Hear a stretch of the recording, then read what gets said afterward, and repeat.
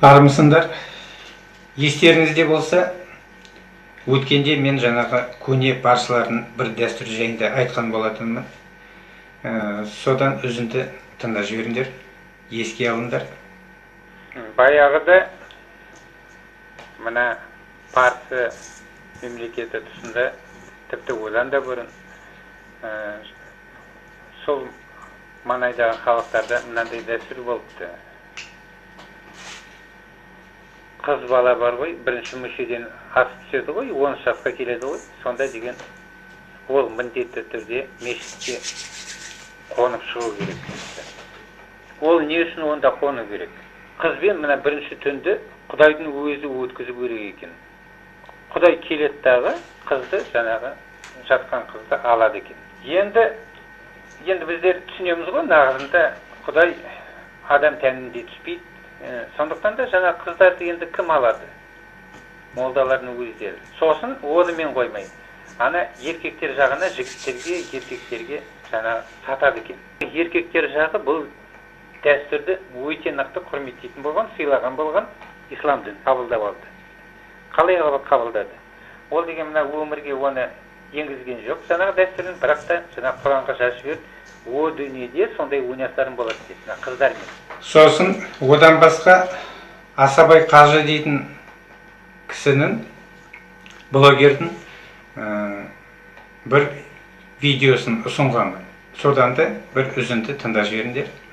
Сол жолдасының 6 жасар қызын айттырады да, Мұхаммед 9 жасында әйел қылып алады ғой ана. Соған дейді, мына Құранда дейді, 10 аят түскен дейді. Құдайдың да қолы өсеген, тек соған аят түсе береді екен. 9 жасар жолдасының қызын үйіне әкеп шырылдатып, оны қатын қылу деген нәрсені ол пайғамбар болмақ түгілі Құдайдың өзі болып кетсе де, ол нәрсеге біз ондай адамның артынан ермеу керек қой өзі. Мен сіздерге оны ерме деп айтып жатқан жоқпын. Мен жаңағы көрген нәрсеме оның бағасын беріп жатырмын сіздерге. Ол қалай адамның баласы 9 жасар қызды әйел қылады ма?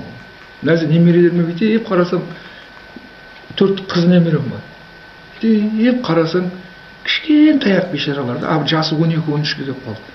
Оларды барып әйел қылу, сол әйел қылған адамды пайғамбар, ол ақылды, ол дана деп айту, біз саналы адамның бұл ақылына сыймайды. Енді қосымша қазір бір видеодан үзінді беремін. Соны тыңдап жіберіңдер. Оларға жәннатта пәк, таза әйелдерден беріледі дейді. Мына дүниеде біздер мұсылманшылықты ұстаған халықтарымыз пәк қыздар әлде болса көп өте. Альхамдулилля. Бірақ қыз қанша жерден пәк болса да, еркек сияқты оның да түсіне жаман түстер кіруі мүмкін екен да. Мүмкін екен. Бірақ Алла тағала жәннаттағы қыздарды сипаттап тұрып айтады. Ләм ятмисхунна инсу вәлә жан дейді. Оларға адам да жын да жоламаған дейді. Түсіне кірмеген олардың жамандық. Жаман түс көрмеген олар. Сондай пәк қыздар беріледі дейді. Хадистерде келтіріледі. Қараңыздар, хор қыздар жайлы хадистерде келтіріледі. Кімде кім дейді? Бір әйелімен жәннатқа кірсе дейді.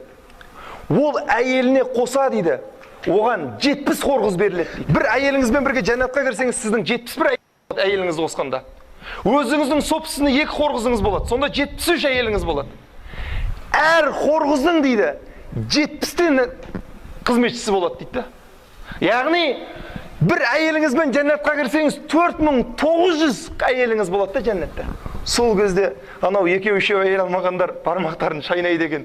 Аттеңай, менде 4900-ақ, пәленше көкімде, пәленше болып кетті ғой деп, 10.000 пәленше болып кетті деп. Солай деп бармақтарын шайнайды екен. Хадис бұл. Мен сөзім емес, хадис деген. Біз қазір әйелдер сонша десе ойлап баққан шығарсыздар. Қой, сонша әйелді не істейсің деп. Қазір күшімізбен салыстырып. Пайғамбар саллаллаху алейхи уассалам имам Тирмизи риуаят еткен, сахих хадисте айтады, Ахмад риуаят еткен.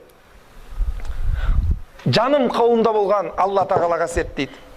Жәннатқа кірген кездерінде дейді. Әрбіріне 100 еркектің төсек қатынас жасайтын күш беріледі дейді, қараңыздар. Қандай, жәннат нығметі. Ол жерде қиналу деген нәрсе, шаршау, шалдығу Ал деген нәрсе енді болмайды да. мына сопылардың философиясынан жаңағы түсініктеме, оны өзім жаңағы орналастырғанмын келесі бір видеода, содан тыңдап жіберіңдер.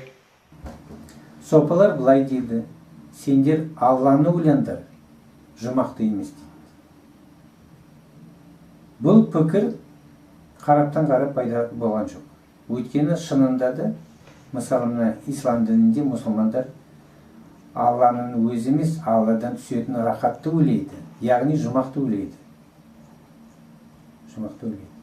Өйткені біріншіден адамдарды исламға тартқанда жаңағы Алладан түсетін рахатпен қызықтырады, жұмақтағы қызықтармен қызықтырады.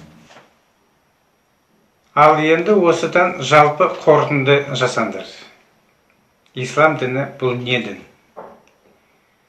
Жалпы адамның санасына қандай әсер тигізуі мүмкін осындай дін? Осы жайында ойлану керекпіз. Өйткені деген біздер мына ғасырмен, мына заманмен бірдей жүргіміз келсе, қалыспай ешқандай арта қалып қоймай, онда біздер жаңағы дінді өзгеше жаңағы таңдау керек сияқтымыз. Кейбір діндер бар, жаңағы прогресске ешқандай кедергі жасамайтын. Діндер бар, мына прогрессті жақтыртпайтын, аяқпен шалып қалатындай жаңағы бұл жол қисық жол, бұлай жүрмеңдер деп жаңағы біздің жолымызды бөгейтіндер. Және діндер бар, ешқандай нәрсеге тіпті араласпайтын, мысалы мына Тәңір діні сияқты. Сондықтан да таңдаңдар, ислам діні керек пе сендерге, я басқа дін керек пе, я тіпті дін керек емес пе? Осы айтпағым. Аман сау болыңдар.